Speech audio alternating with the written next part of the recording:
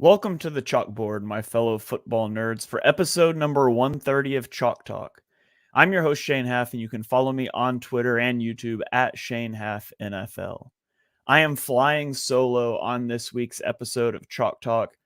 Some of you guys know, like a couple weeks ago, I had a computer crash during the episode. I've been having continual computer problems. So a little bit of a weird show this week. Mark is traveling, unable to line up there. I'm having computer issues. Hopefully we will be back at 100% next week. But I wanted to hop on the mic and give a briefer Week 10 recap show. The Philadelphia Eagles don't play, so it's the bye week there. But there were a lot of games to get to. So I'm going to run through these games, give my thoughts on some of these specific games, some big picture ideas as we transition into the back half of the season.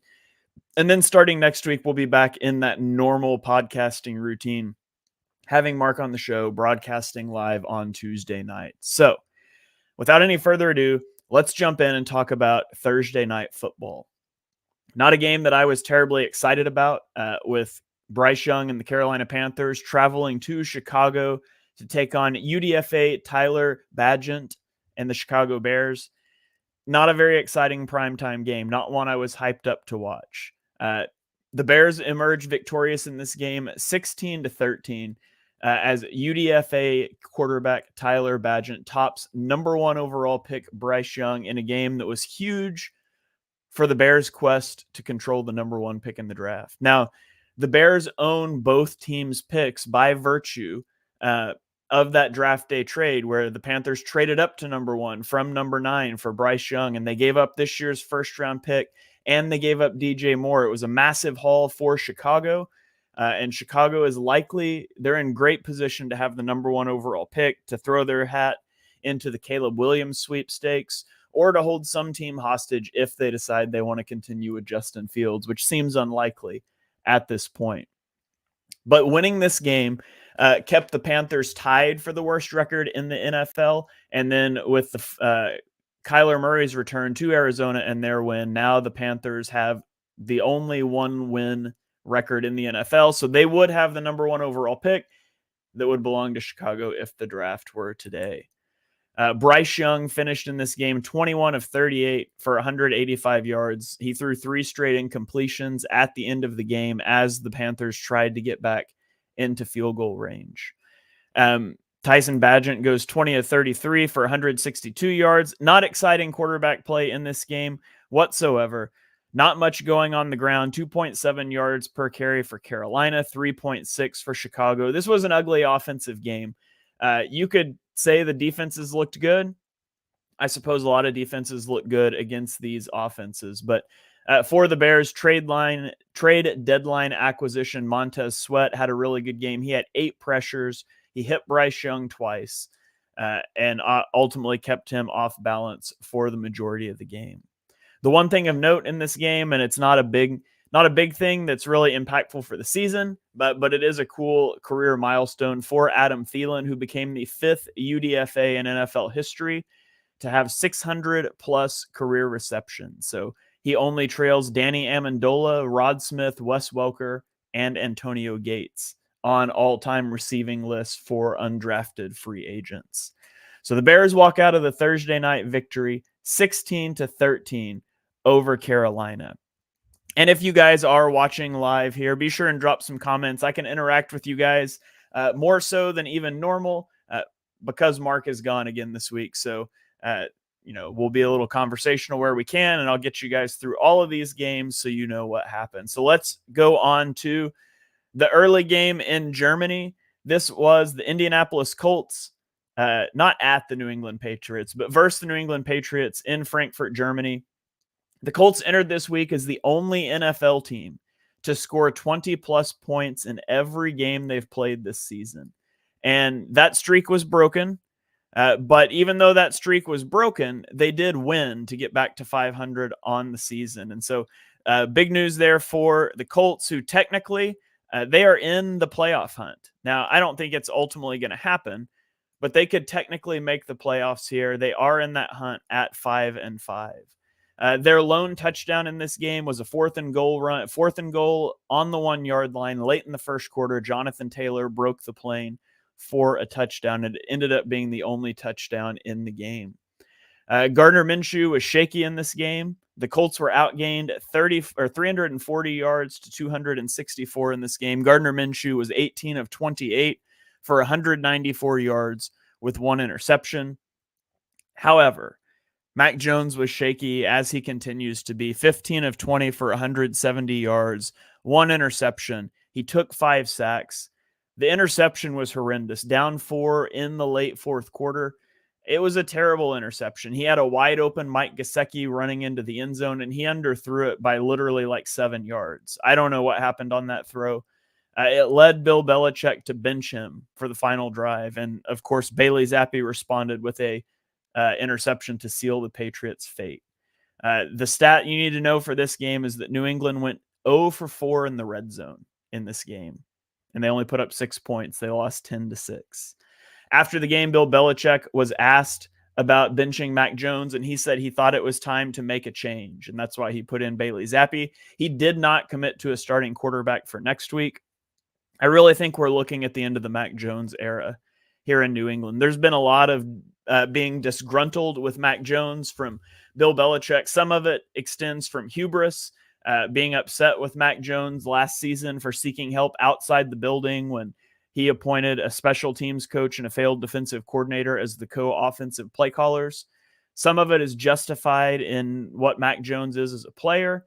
Mac Jones is clearly just not it. He's not the guy you want as a starting quarterback. He's accurate, and he just doesn't have creativity, and he doesn't have the best decision-making at times, and he needs things to be perfect around him to succeed, and things are certainly not perfect in New England, where the Patriots are off to an 2-8 start, the worst start in the Bill Belichick era, or tied for the worst in 2000, his first year. The Patriots were also 2-8. So everything's going wrong in New England. I think it's the end of the Mac Jones era. I think the end of this season will be the end of the Bill Belichick era, and we'll see what they do moving forward. But this offense certainly is not doing Mac Jones any favors in their skill position players nor their offensive play calling. Okay, let's go on to the next game. We have the Cleveland Browns at the Baltimore Ravens, and this was a crazy game. Cleveland ends up winning this game 33-31, and they did that despite making a ton of mistakes in this game. There were so many mistakes that they made in this game. They muffed a punt. They had 4 third down penalties that gave Baltimore first downs. The Ravens were up in this game 14-0 before Deshaun Watson completed a pass, unless you count completing that pass to Kyle Hamilton, the Baltimore Ravens safety. So rough start for Cleveland. Mistakes piled up. They trailed by 14 in the fourth quarter, and it seemed like it was over, but they battled back with the aid of a defensive touchdown off of a deflective pass that Greg Newsome ran back for a touchdown.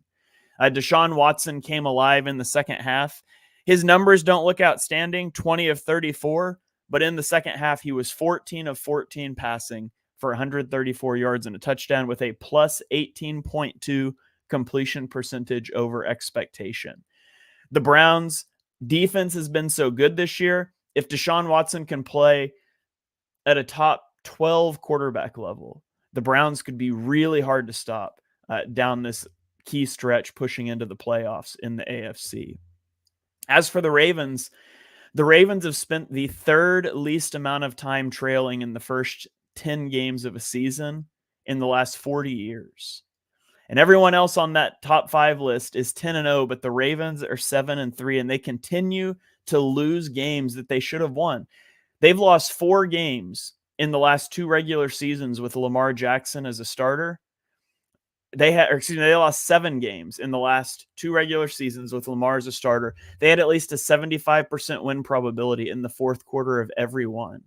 They had a 90% win probability in 5 of those 7 games, and they continued to melt down in the fourth quarter and lose these games. Now, they do have some excitement around Keaton Mitchell, who's a UDFA running back. He has 14 touches in the last 2 weeks, and he only had 1 touch before that.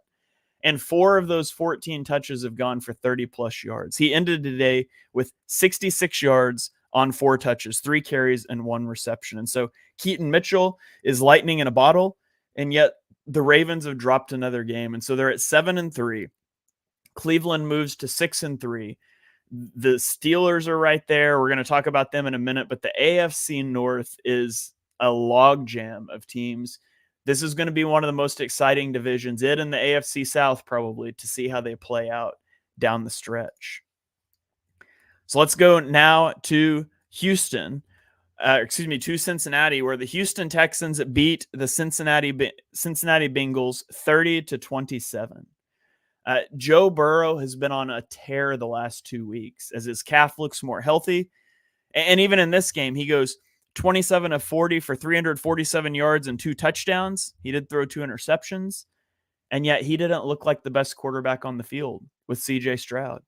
C.J. Stroud goes 23 of 39 for 356 yards, 1 touchdown, 1 interception.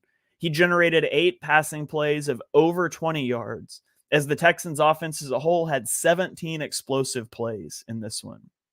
Now, Stroud did fumble twice in scoring range. Stroud did throw an interception inside the 10, he threw an interception as a 10-point lead was erased, but then he navigates them back down the field for a game-winning field goal. And for the second week in a row, C.J. Stroud has engineered a go-ahead drive to win a game. He leads the NFL in passing yards per game at 291.8 yards per game. He's the first rookie to do that since 1939. And if the season ended today, the Texans would be in the playoffs. Not only that, but the teams they are ahead of, teams that we would have thought would be in the playoffs, and the Bengals and the Bills, they have the first and fourth hardest strength of schedule remaining. The Bills just fired their offensive coordinator that we'll get to in a minute, while Houston has the 29th most difficult strength of schedule remaining. I think the Houston Texans are going to make the playoffs. Now, obviously, they dropped that game against the Panthers a couple of weeks ago, and that one could come back to bite them. It's the Panthers' only win. It's a game that Houston shouldn't have lost, and yet it's hard not to feel good about Houston's chances to make a run here and get into the AFC playoffs, which would just be outstanding for a team with a first-year head coach that was picking at the top of the draft a year ago. So shout out to the Texans for what they've been able to do, to D'Amico Ryans, to Bobby Slowick for what they've been able to do in their first year. As for the Bengals, they created opportunities early in this game. They had 2 early turnovers, but they were unable to capitalize on them. They had 4 consecutive 3-and-outs spanning the end of the second and beginning of the third quarters put together. Tyler Boyd dropped a wide open, would have been touchdown. And Houston ends up outgaining Cincinnati by 164 yards in Cincinnati against Lou Anarumo's defense that has made Patrick Mahomes look mortal and C.J. Stroud look so good in this game. It's incredible what he's been able to do. He deserves every bit of the recognition he's getting and MVP talk that is swirling around him.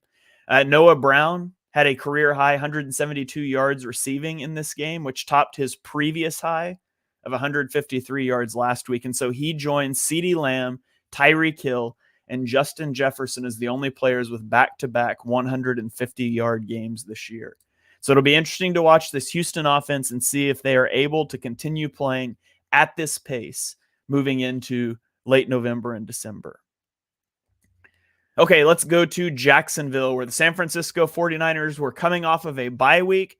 They were coming off of 3 consecutive games that they lost. They took their bye week. They got healthy. They get Deebo Samuel and Trent Williams back, and it made a huge difference as the offense finally played a clean game. Brock Purdy was 19 of 26 for 296 yards and 3 touchdowns, but most importantly, he had 0 turnovers.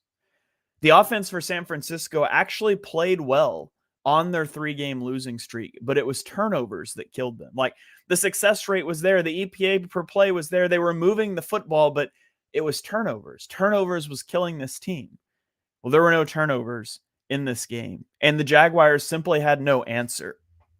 The Jaguars played big nickel, which is 3 safeties on the field, 24 times versus the 49ers. They had not done it all season prior to this game, and they may never do it again after how it worked out. Brock Purdy was 10 of 12 for 180 yards and 3 touchdowns against big nickel, and they had 12 carries for 65 yards. And so Jacksonville's answer defensively didn't work. The 49ers didn't turn the ball over. It was the Jaguars who continued to turn the ball over. Trevor Lawrence had 2 interceptions, although one was a 4th down prayer, so maybe we don't count that one too much. He had a fumble. Christian Kirk fumbled inside the 10. The Jags had 8 turnovers in the 5-game winning streak prior to this game, but their defense forced 12. This time the defense couldn't cover up for the Jaguars' offensive turnover issues. The Jaguars have lost a league-leading 57 expected points on turnovers in opponent territory this season. It's the most in the league by far. The league average is 24. Today, the Jaguars lost 16. They lost 2/3 of the league average on the season today. Only two other teams have more than 30 expected points lost on turnovers in opposing territory. The Jaguars are almost double that at 57. The Jaguars have got to stop turning the ball over. They've got to establish their running game. They only had 3 successful runs on 15 running back carries. Travis Etienne had 9 carries for 35 yards. The Jaguars offense was just all out of sorts against a very good and very hungry 49ers defense. The other thing from note, the thing that if you've listened to the show, you know we've been talking about over the last few weeks, is that Christian McCaffrey scoring streak. He entered this game at 17 consecutive games with a touchdown, tied with Lenny Moore for the longest streak in league history. And McCaffrey was unable to score in this game, despite playing well into the 4th quarter in a game that was over, by the way. Perhaps a bit of record chasing there by the 49ers, and it didn't work out. And so that streak is broken, and Christian McCaffrey will remain tied for the league lead instead of first place. Okay, let's move on to the New Orleans Saints at the Minnesota Vikings. And this game was sort of a tale of two halves. Minnesota wins this game 27-19, and the Josh Dobbs show rolled on early in the game. The Passtronaut, as Mark termed him last week, I don't think it was original to Mark, but the Passtronaut diced up the Saints defense to build a 24-3 lead. Then the offense bogged down in the second half with 3 straight 3-and-outs that kept New Orleans in it. But Kevin O'Connell and Josh Dobbs continue to make magic happen. I love watching this pairing of coach and quarterback. Kevin O'Connell should definitely be in the running for Coach of the Year for what he's been able to do with Justin Jefferson injured, with trading a 6th-round pick at the deadline for Josh Dobbs in a 7th, and then being on a two-game winning streak. The Vikings continue to win games, and they have the longest active win streak in the NFL at 5 games. All 5 came without Justin Jefferson. 2, 3, I think 2 of them have come without Kirk Cousins. This team is rolling offensively, and if the season ended today, they would be in the playoffs.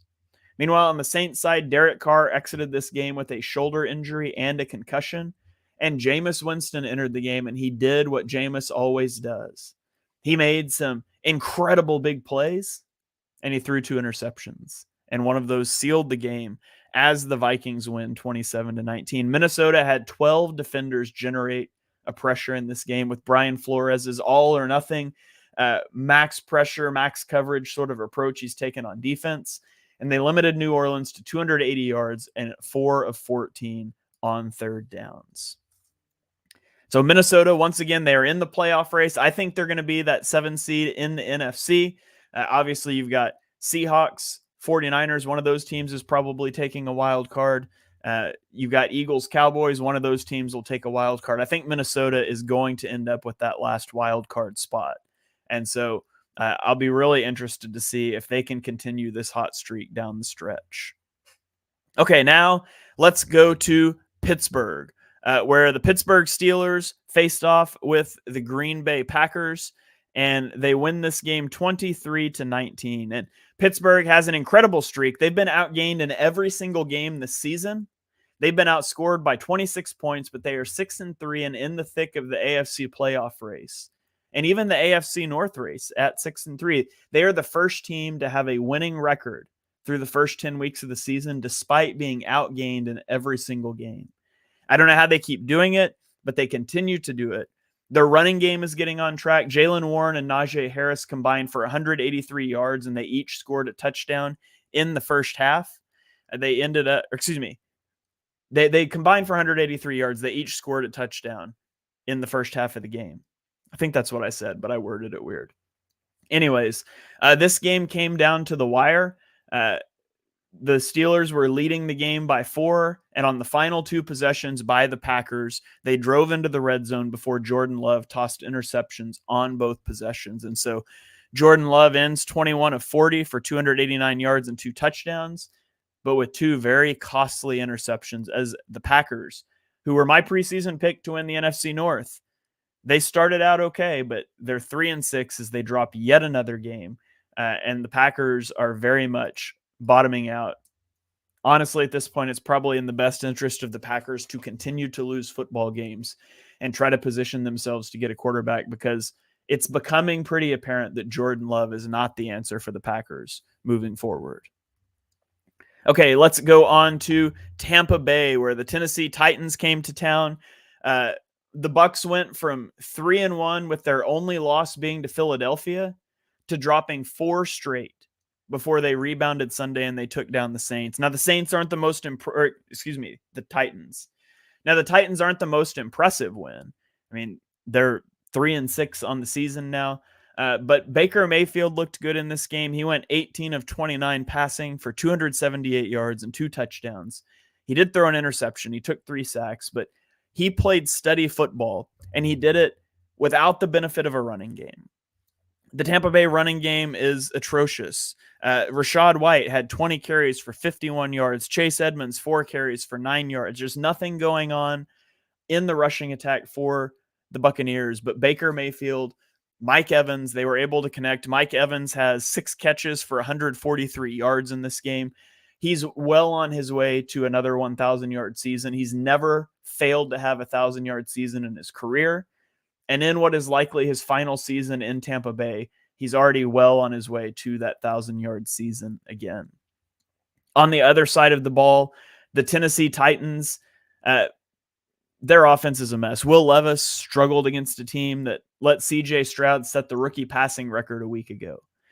And his stat line only shows 1 interception. It could have been several more. He had several dropped interceptions.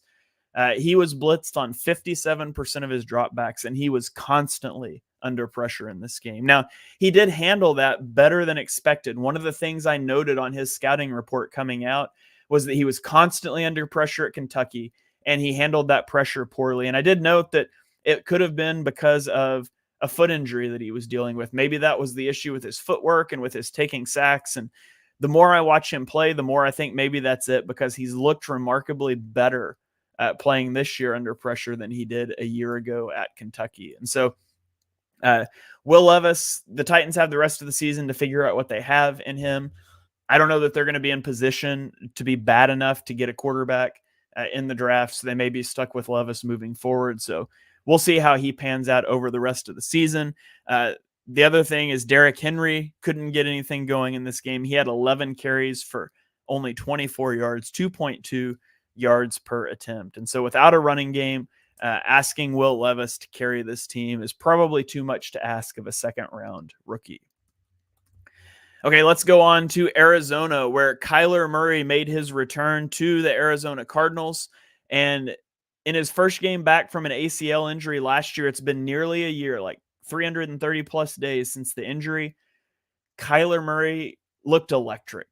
He led the Cardinals on a game-winning field goal drive in the final 150 of the game, including a great scramble you've probably seen the highlights of on a 3rd and 10 to move the chains.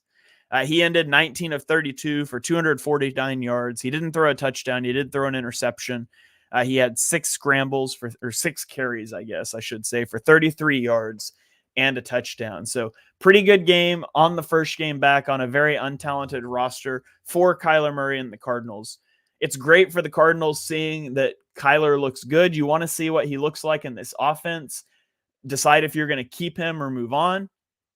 Unfortunately, I think Kyler's going to make this team too good to end up with a top 3 or 4 pick. So in an ideal world, Kyler would look great. You would feel good about him as an organization, and you would still end up with a top 2 or 3 pick. to maybe go get an offensive lineman or Marvin Harrison Jr., or leverage a Drake May trade for a ton of picks moving forward. I just don't know that that's going to be the pathway for the Cardinals, who I think might be too good with Murray to go on a losing streak like that.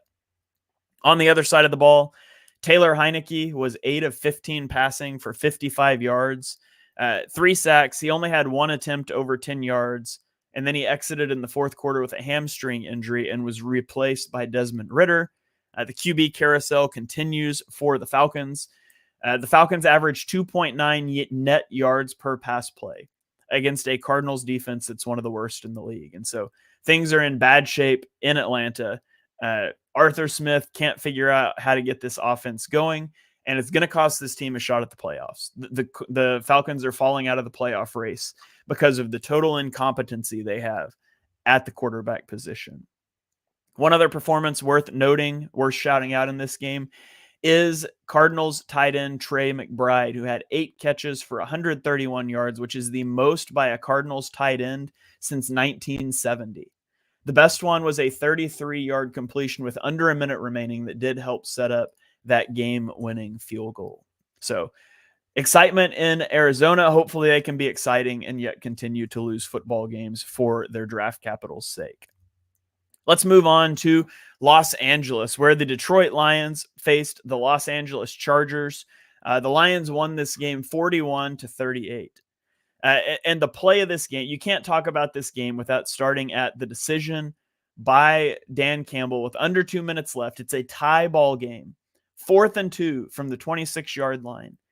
The Lions can kick a chip shot field goal and then try to play defense, but instead they went for it.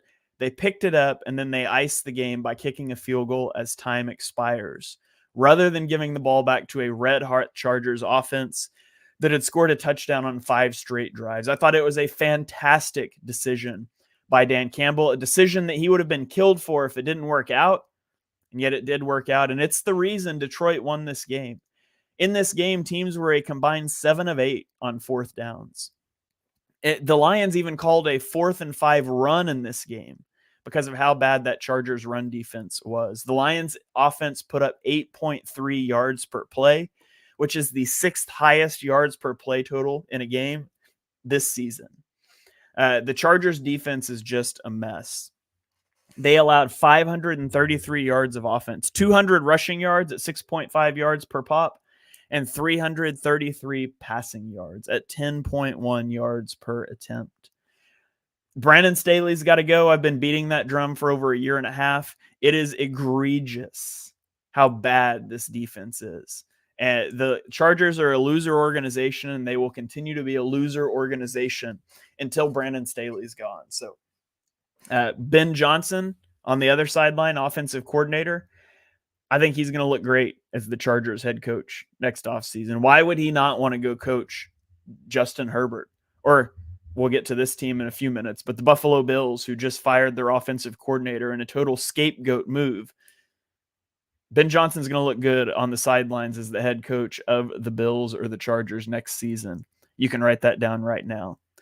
For the Lions offense, David Montgomery returned from injury, and the duo of Montgomery and Gibbs, which sounds like an attorney's office, Montgomery and Gibbs, attorneys at law. They had a great day in the office. Gibbs ended with 14 carries for 77 yards and 2 touchdowns. David Montgomery had 116 yards on 12 carries for a touchdown, including a 75-yard touchdown run that was an electric run. The Lions are only a game back in the NFC. The Lions have an easier schedule remaining than the Eagles do. The Lions have every opportunity to go snag the 1 seed if they take care of business and they just trust the Eagles will lose a game or two in this brutal upcoming stretch where they face the Chiefs, the Bills, the 49ers, the Seahawks, and then the Cowboys again. So Detroit needs to keep stacking wins and just hope that the Eagles falter and they could walk into January with the 1 seed. All right, let's go to another NFC contender. We're talking about the Dallas Cowboys, who hosted the New York Giants in a laugher of a game. They win 49-17. Dallas had a turnover on downs and an interception on 2 of their first 4 possessions. The interception was returned to the 12-yard line, and the Giants still couldn't score. Brandon Cooks in this game had 173 receiving yards, which more than doubled his season total.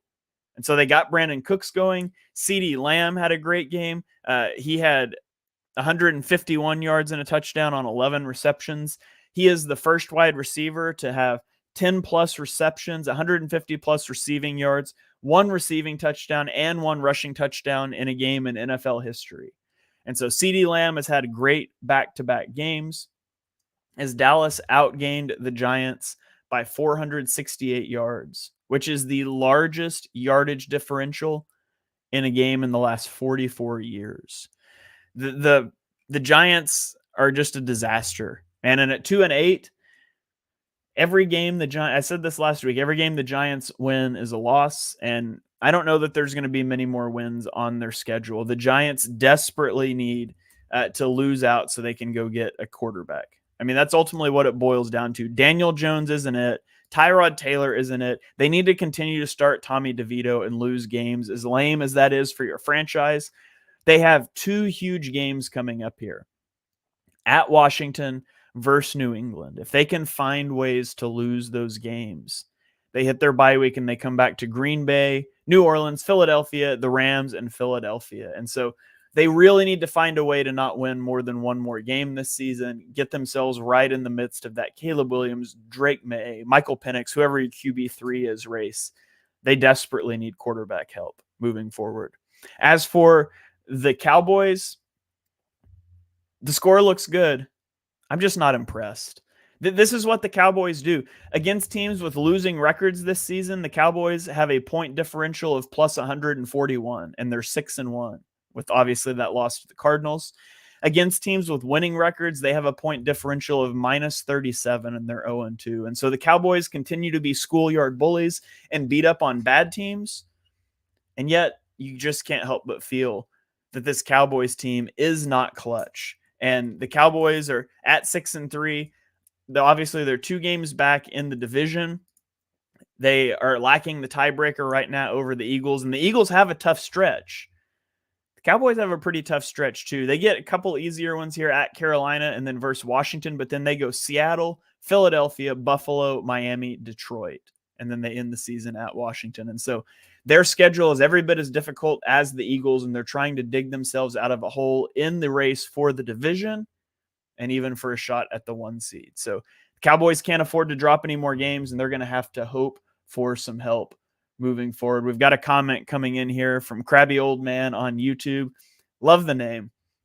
When Dak is railing, he has the lowest QB rating. When he's trailing, he has the lowest QB rating in the league. When Hurts is trailing, he has the highest. Tells much of the story. Yet, I generally don't put a lot into like splits like that, but you can't deny that the Cowboys have come up small in clutch moments for so long. And at a certain point in these close games, I think that the ball could bounce either way. But when the ball continues to bounce the same way, I can't help but feel like the Cowboys are just an organization that's going to have trouble getting across the finish line. And so, I mean, they're obviously going to be in the playoffs. We'll see what they do in the playoffs. But until they do it against a good team, it doesn't impress me for you to win by 32 points against the Giants. Go beat the Bills, the Seahawks, the Dolphins, that stretch at the end of the season. Go win some of those games, and I'm sure that they will, but go win some of those games convincingly. At the end of the day, they got railroaded by the 49ers. They played a back and forth game with the Eagles. They ultimately lost. Those are the teams you have to go through in the NFC. And I think getting the 1 seed in the NFC, obviously getting the bye is huge in any division, any conference. Getting the 1 seed in the NFC is huge because there are 3 legitimate contenders in the 49ers, Cowboys, and Eagles. Whoever gets the 1 seed not only gets a first round bye, but they only have to play one of those teams. Whereas the other team will have to knock off both contenders to get to the Super Bowl. And so the 1 seed is huge in the NFC. Honestly, maybe more so than in the AFC where there are so many good teams. So we'll see how that shakes out over the rest of the season. Okay, moving on to close out the afternoon slate, we have the Washington Commanders at the Seattle Seahawks.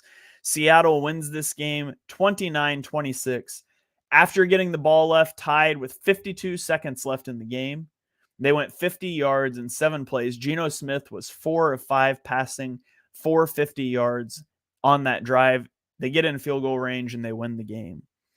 Sam Howell had a good game in this one, going 29 of 44 for 312 yards and 3 touchdowns, including 2 fourth-quarter touchdowns.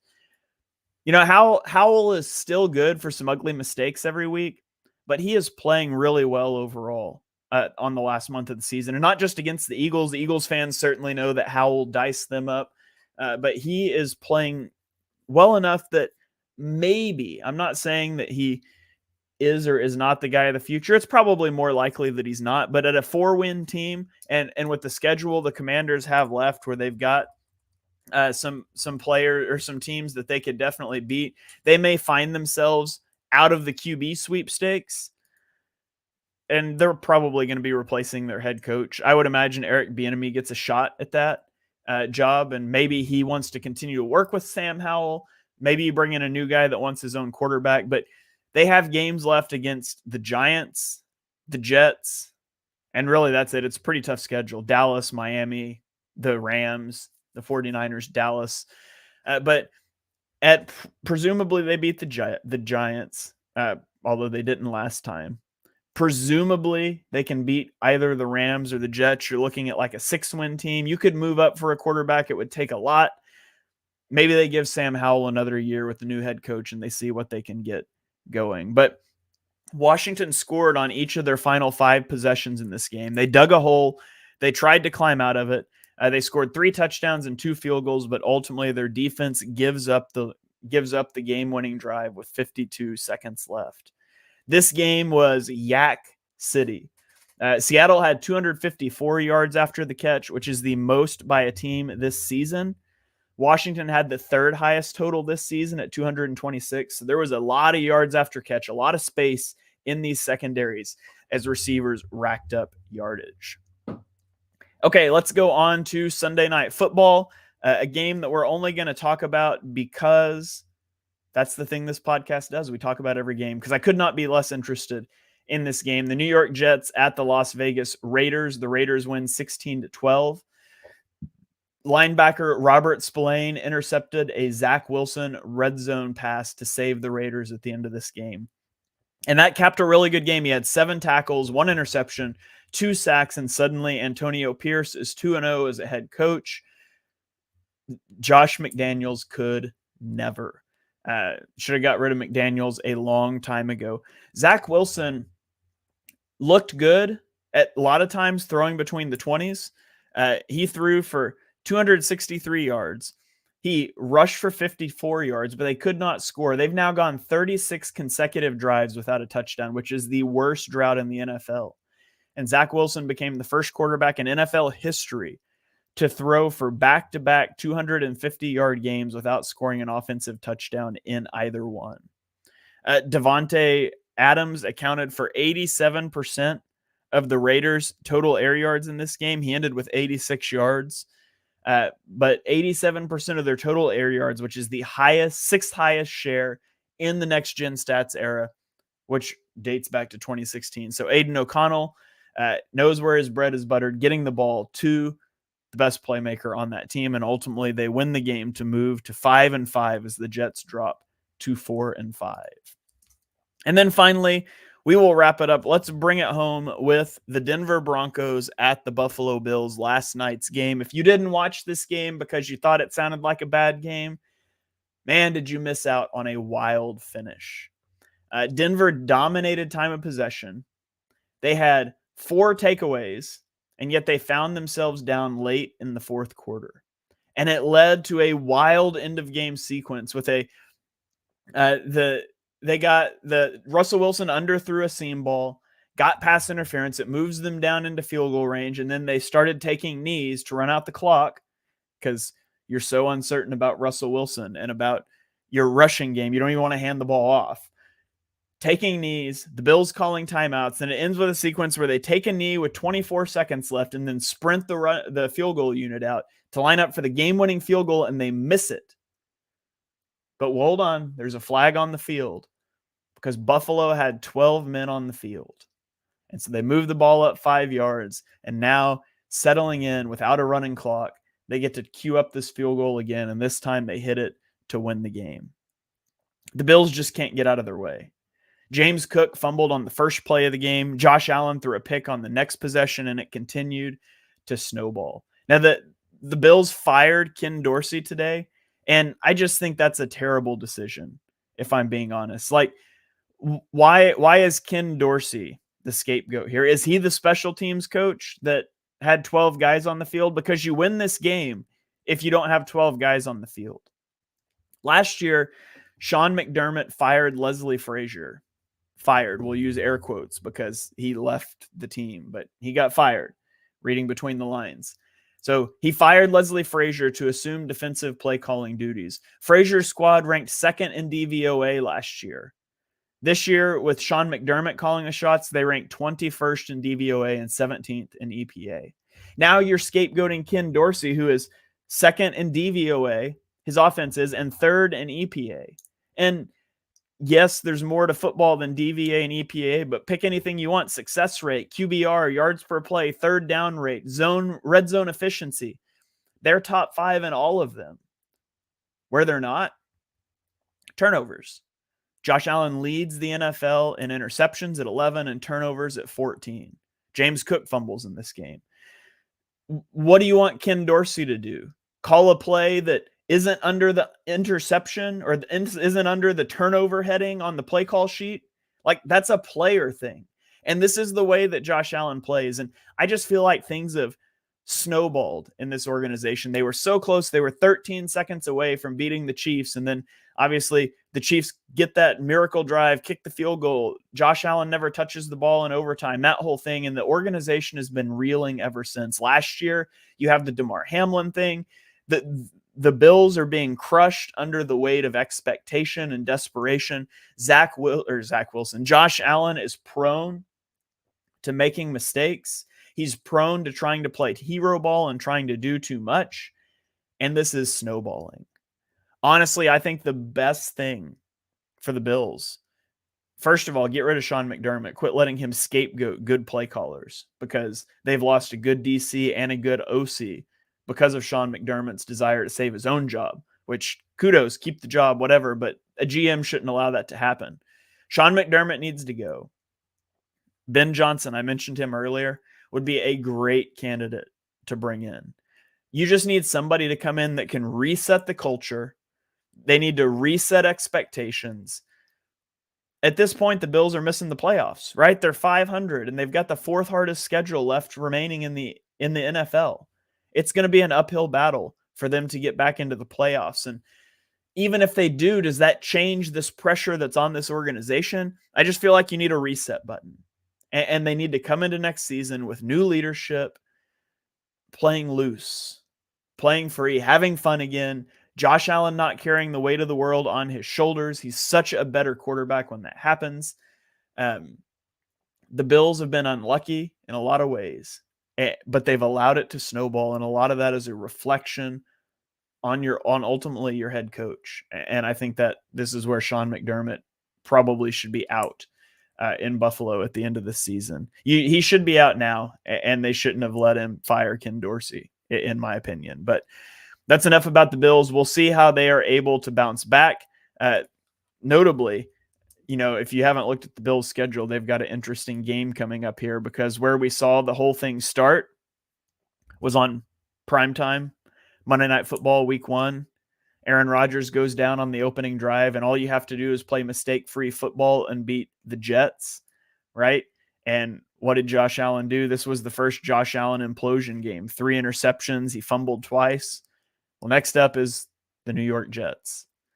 And so Josh Allen's going to have to fight those demons. They need a win to get back on the right track here and try to make a push for the playoffs. As for Denver was 1-5 after 6 weeks, but now they are 4-5, 3 consecutive wins over Green Bay, Kansas City, and Buffalo. Denver is in the playoff race. As crazy as that is, they're 4-5. They're there. They have Minnesota up next, and then Cleveland, and then Houston. So it's not an easy path, but if they can go on a run there, it is possible that they could get into the playoffs. I don't think it's likely, but what we've seen over the last few weeks is more what I expected from Denver when Sean Payton came in, and it was a slow start, but maybe they're getting back on track, or maybe it's just a fluke from a small sample size. I guess we will see moving forward. That's going to wrap it up here for episode number 130 of Chalk Talk. If you guys enjoy what you heard on the show, and we know that you do, be sure you smash that subscribe button, turn on notifications so you don't miss our next episode. Drop us a 5-star rating wherever you stream your podcasts, comments, likes on YouTube, reviews on Apple iTunes. All those things help us boost the algorithm and get this show out there to more people, and we really appreciate your help in doing that. You can follow us on Twitter and YouTube. I'm at Shane Half NFL. Mark is at Mark Henry Jr. _. He will be back next week. Hopefully my technology will stop being problematic next week and we can get back into a smooth routine here moving forward. Sort of a mini bye here, I guess you could say, for Chalk Talk. Maybe we get that couple extra days rest and we come back with a new plan, a new game plan on the top of our game. So we will catch you guys next week on Chalk Talk.